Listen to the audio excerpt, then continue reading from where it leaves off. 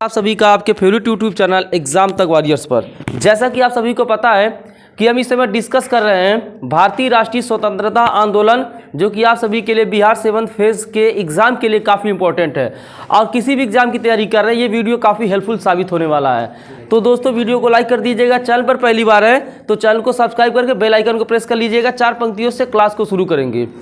बिना मौसम हृदय कोकिल से भी गूंजा नहीं जाता, बिना मौसम हृदय कोकिल से भी गूंजा नहीं जाता, जहाँ अनुराग पलता हो वहाँ दूजा नहीं जाता। विभीषण राम जी के भक्त हैं ये जानते सब हैं, विभीषण राम जी के भक्त हैं ये जानते सब हैं, मगर जो देशद्रोही हो उसे पूजा नहीं जाता, मगर जो देशद्रोही हो उसे पूजा नहीं जाता। हो गया ना? कहने का मतलब है, थैंक यू, कहने का मतलब है कि अगर हम अपने देश से प्यार करते हैं तो हमें कभी भी देश का साथ नहीं छोड़ना चाहिए, ठीक है ना। हमें देशद्रोह नहीं करना चाहिए। देशद्रोह का मतलब ये हो गया कि हमें देश के खिलाफ नहीं जाना चाहिए। हमेशा हमें देश के लोगों का सम्मान करना चाहिए, देश के प्रति हमेशा रिस्पेक्ट करना चाहिए और कभी भी कहीं पर भी नेशनल एंथम अगर होता है तो हमें खड़े हो जाना चाहिए, ठीक है ना। क्योंकि मैं बहुत बार देखता हूँ लोग समझ नहीं पाते चीज़ों को और जब भी नेशनल एंथम होता है तो बैठे रहते हैं। बहुत सारे लोगों को मैंने देखा है, तो कभी भी नेशनल एंथम अगर कानों से सुनाई दे तो वहाँ पर आप क्या हो जाए, रिस्पेक्ट करे देश का, खड़ा हो जाए, ठीक है ना। तो चलिए हम पहले क्वेश्चन से स्टार्ट करते हैं। अब यहाँ पर एक आई थी हंटर कमेटी, जब जालियांवाला बाग हत्याकांड हो गया था उसी की जांच के लिए समिति बनी थी। तो जांच के लिए 2 समिति बनी थी, एक हंटर समिति बनी थी, एक तहकीकात समिति बनी थी, ठीक। एक हंटर समिति और एक तहकीकात 2 बनी थी। तो जो हंटर कमेटी थी वो अंग्रेजों द्वारा बनाई गई थी और जो तहकीकात थी वो भारतीयों के द्वारा बनाई गई थी, ठीक है ना। तो हंटर कमेटी कब आया था, यानी कि हंटर कमेटी की स्थापना कब हुई थी, बताओ। अक्टूबर 1919 में, यानी कि जो हंटर कमेटी थी वो अक्टूबर 1919 में बनी हुई थी। अब हंटर कमेटी का उद्देश्य यही था कि जालियांवाला बाग जो हत्याकांड हुआ है उसमें कितने लोग मारे गए, ठीक, कैसे मारे गए और दोषियों के खिलाफ कार्रवाई करना है कि नहीं, इसलिए बना था। लेकिन चूंकि अंग्रेजों द्वारा ही बनाया गया था इसलिए दोषियों को कोई ज़्यादा कुछ किया नहीं गया, ठीक है ना। दोषियों जो भी उसमें दोषी थे उनका कुछ नहीं हुआ। हम ये सिंपली इसमें कह सकते हैं कि हंटर कमेटी जो है अंग्रेजी की सोच समझी कमेटी थी जिसमें जो भी दोषी थे उनका कुछ नहीं हुआ। अक्टूबर 1919 में आई थी और इसमें 3 भारतीय थे। कितने भारतीय थे? 3 भारतीय थे और 5 अंग्रेज सदस्य थे, यानी कि टोटल 8 सदस्यों की एक कमेटी थी। कितने सदस्यों की? 8 सदस्यों की कमेटी थी जिसमें 3 भारतीय थे और 5 अंग्रेजी थे, टोटल 8। अब जो तहकीकात कमेटी बनी थी वो जून 1919 में बनी थी। कब? जून 1919 में। और इसके अध्यक्ष कौन थे? मदन मोहन मालवीय। कौन थे? मदन मोहन मालवीय। अध्यक्ष जो इसके थे तहकीकात कमेटी के वो थे मदन मोहन मालवीय। कौन थे? मदन मोहन मालवीय। और इसमें कुल 9 सदस्य थे, जैसे मोतीलाल नेहरू हो गए, गांधी जी हो गए, ठीक है ना, चित्तरंजन दास हो गए, बदरुद्दीन तैयब जी हो गए, ये सब मिला जुला के टोटल यहाँ पर 9 सदस्य थे। और जो रिपोर्ट सौंपा गया वो 1920 को सौंपा गया। 1919 में तहकीकात कमेटी बनी, लेकिन जो उसने रिपोर्ट सौंपा कि कितने लोग दोषी है, कितने लोगों पर कार्रवाई जाए, तो 1920 में रिपोर्ट सौंपा गया, ठीक है ना। 1920 में क्या किया गया? रिपोर्ट सौंपा गया। और रिपोर्ट जब सौंपा गया तो उसमें रिपोर्ट में सिंपल सी बात है, क्योंकि भारतीय जो लोग अपना रिपोर्ट बना रहे थे वो अंग्रेजों को दोषी माने थे, लेकिन जो हंटर कमेटी बनी थी उसमें अंग्रेज कोई भी दोषी नहीं माना गया था, ठीक है ना, बल्कि वहाँ पे प्रशंसा की गई थी, ठीक है ना। आगे बढ़ते हैं, नेक्स्ट यहाँ पर है। अब देखो बेटा, चूंकि जालियांवाला बाग हत्याकांड में माइकल ओ डायर की जो है महत्वपूर्ण भूमिका थी। किसकी? माइकल ओ डायर की। तो यहाँ पर चूंकि उसकी भी हत्या हो गई थी, हत्या किसने किया? हत्या यहाँ पर उसका किया गया था, ठीक है ना, हत्या किया गया था। तो माइकल ओ डायर की हत्या कब हुई थी? 13 मार्च 1940। 13 मार्च 1940 को माइकल ओ डायर की क्या हो गई थी? हत्या हो गई थी। हत्या किया गया था। अब कमेंट बॉक्स में आप लोग एक कमेंट करिएगा कि माइकल ओ डायर की हत्या किसके द्वारा की गई थी, ठीक है ना, और किस जगह पर की गई थी, ये आपका यहाँ पर क्वेश्चन का ये क्वेश्चन है, ठीक है ना। कमेंट बॉक्स में इसका आंसर देना है।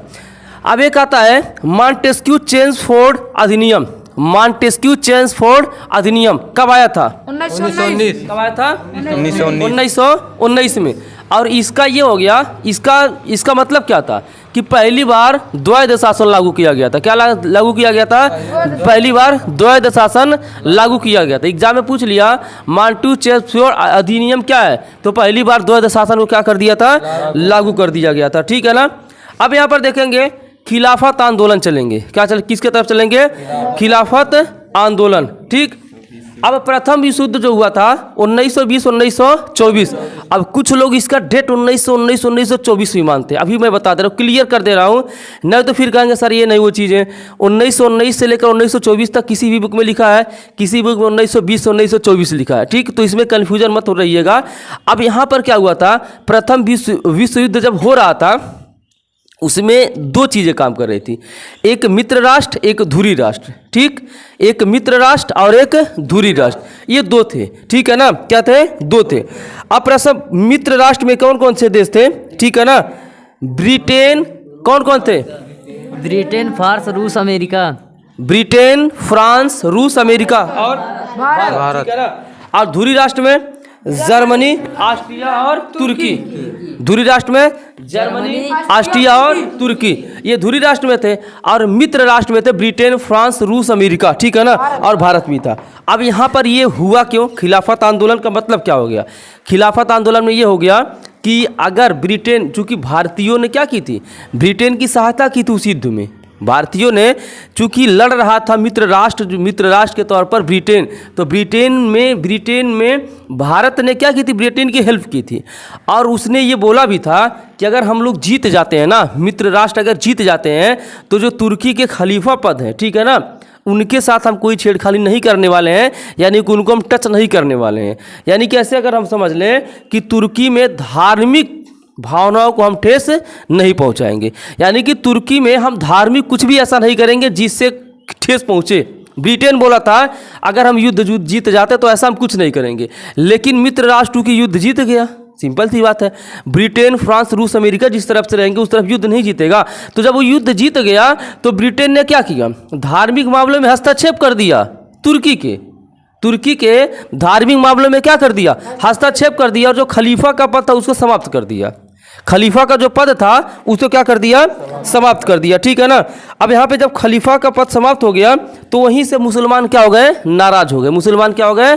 नाराज हो गए। मुसलमान क्या हो गए? नाराज हो गए। और वहीं से स्टार्टिंग हुई इस खिलाफत आंदोलन की। ठीक है ना। तो खिलाफत कमेटी की स्थापना हुई थी मार्च 1919 में। कब हुई थी? मार्च 1919 है। किसके द्वारा? शौकत अली और मोहम्मद अली के। किसके द्वारा? शौकत अली और मोहम्मद अली के द्वारा। अब यहाँ पर 1919 में ही खिलाफत कमेटी का एक सम्मेलन हुआ लखनऊ में। कहाँ पर हुआ? लखनऊ में। ठीक है ना। अब यहाँ पे बात समझना। अब चूंकि यार ब्रिटेन ने क्या किया? तुर्की में खलीफा के पद को समाप्त कर दिया। क्या कर दिया? समाप्त कर दिया। तो भारत के जो मुसलमान थे वो नाराज हो गए। भारत के मुसलमान क्या हो गए? नाराज हो गए। और इसी वजह से खिलाफत आंदोलन भी शुरू हुआ। ठीक है ना। लेकिन हुआ क्या कि 15 मई 1920 को तुर्की के साथ एक संधि कर ली गई। तुर्की के साथ क्या कर ली गई? संधि कर ली गई। सेब्रे की संधि बोला जाता है। कौन सी संधि? सेब्रे की संधि बोला गया। और जिसमें खलीफा का पद एकदम क्या कर लिया गया? समाप्त कर लिया गया। और उसी समय असहयोग आंदोलन भी चल रहा था। तो 1 अगस्त 1920 को असहयोग आंदोलन प्लस खिलाफत आंदोलन एक हो गए थे। ठीक है ना। कब? 1 अगस्त 1920 को असहयोग आंदोलन। थोड़ा रुकना वीडियो को तो बेटा, रोकना केवल।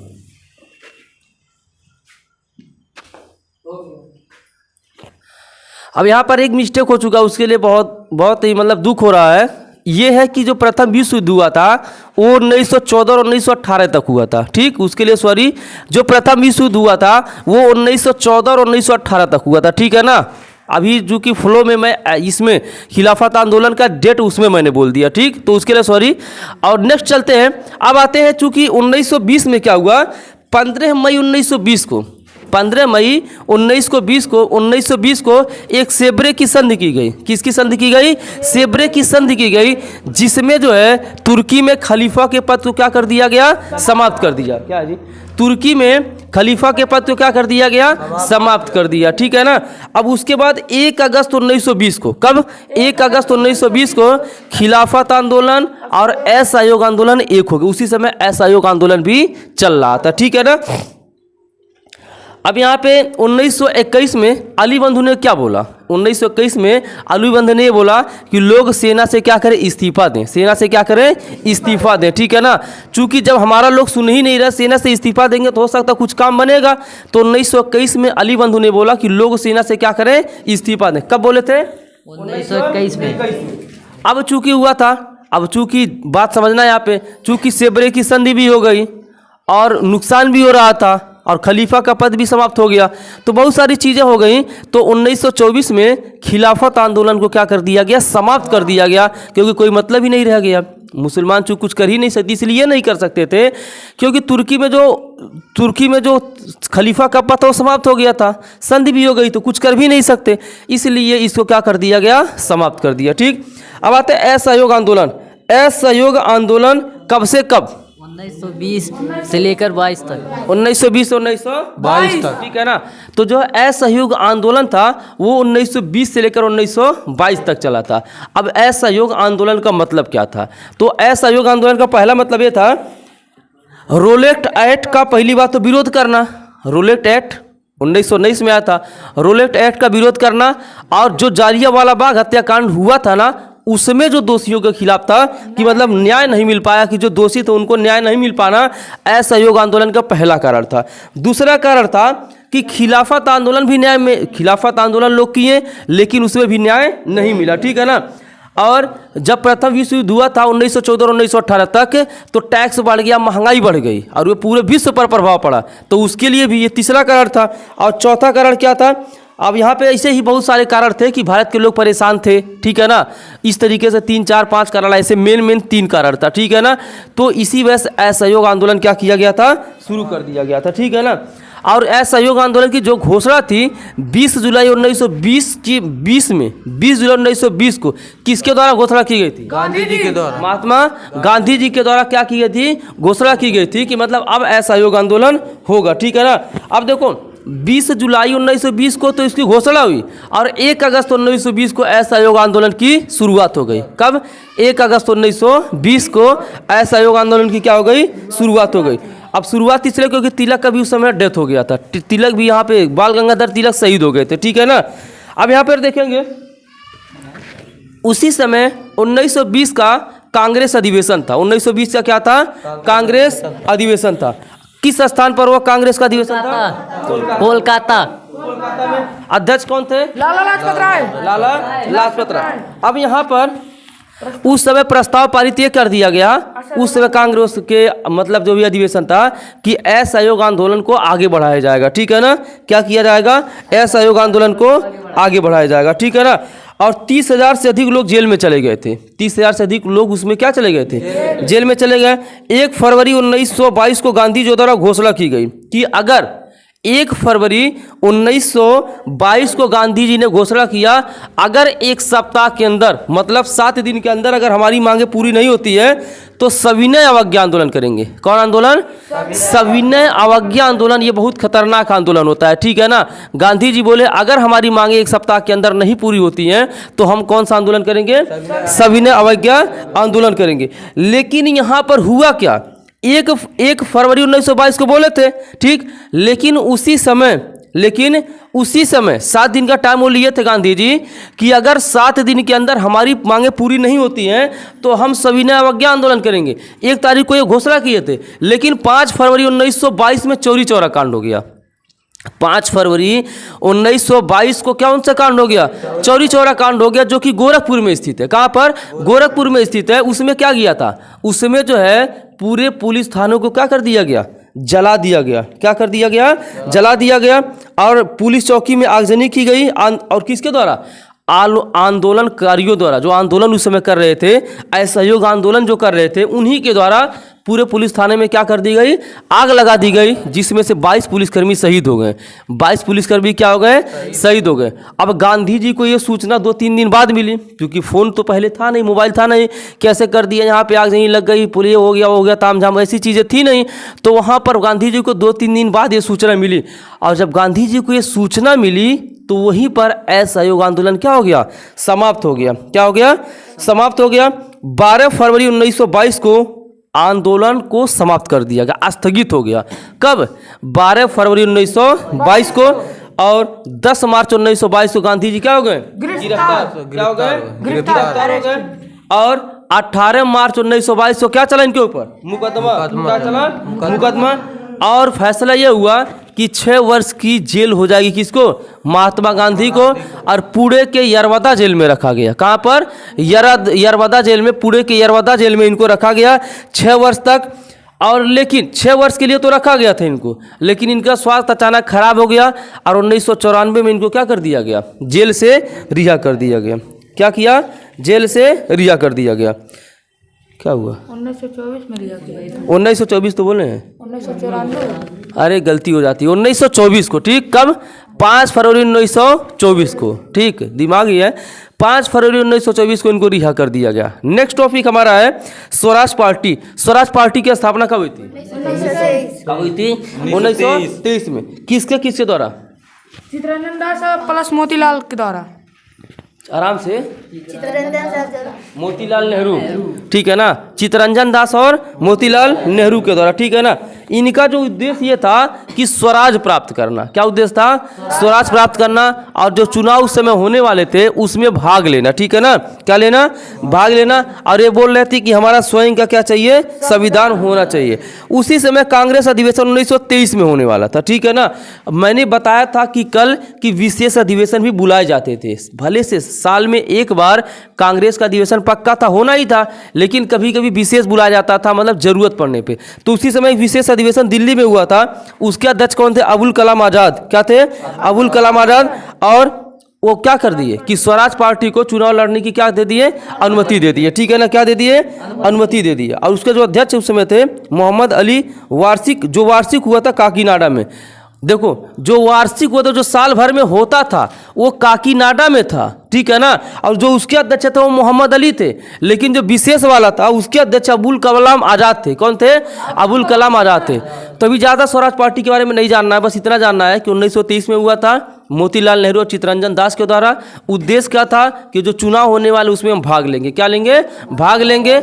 और उस समय कांग्रेस को एक विशेष अधिवेशन हुआ और एक साल वाला हुआ।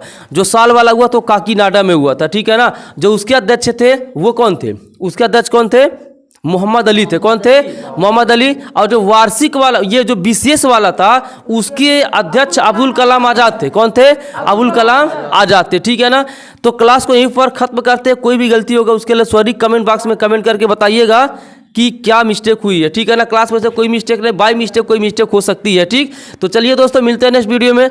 और कल का हमें पढ़ना है थोड़ा सा, 1922 तक हम खत्म कर चुके हैं, तो 1924 के बाद जो भी घटनाएं हुई हैं ना, कल उसको हम वीडियो में देखेंगे। मिलते हैं नेक्स्ट वीडियो में, तब तक के लिए जय हिंद, वंदे मातरम। वीडियो को लाइक कर दीजिएगा और चैनल पर पहली बार सब्सक्राइब कर लीजिएगा। एग्जाम डेट आ चुकी है तो तैयारी जारी रखिए।